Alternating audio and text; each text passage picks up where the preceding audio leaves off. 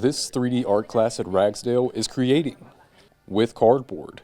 Inspired by UNCG's cardboard parade that happens every April, art teachers Ann Popick and Jennifer Pfeiffer thought it would be fun to have their students learn a little bit about making wearable cardboard art.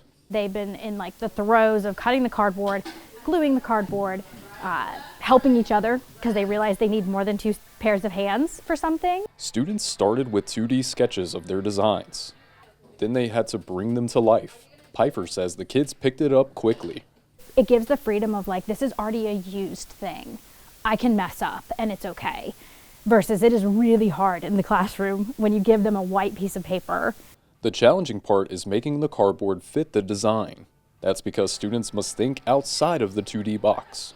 Thinking in that round kind of like context, thinking, okay, well, how can I manipulate this? So we talked about, darts like in sewing. We talk about scoring, so not cutting all the way through, but cutting through partly, bending it, curving it over the table edge so that it's more malleable.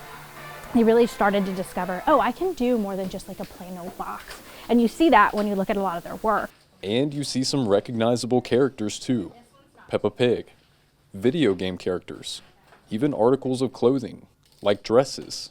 I've created Kurami. It's kind of like Hello Kitty, but it's a cardboard of it, I guess.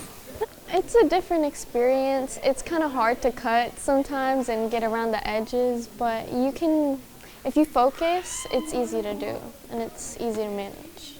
When the students were done with their art pieces, they all walked to Millis Road Elementary and let a handful of students enjoy being around the high schoolers in their cardboard art.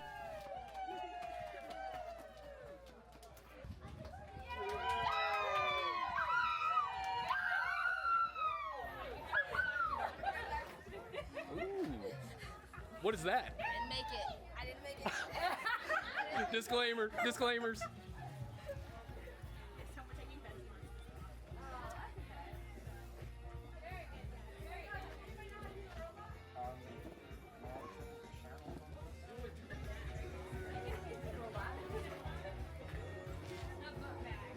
That's so cool. It's cool to see what you ended up creating, dude. Yeah. Peppa Pig.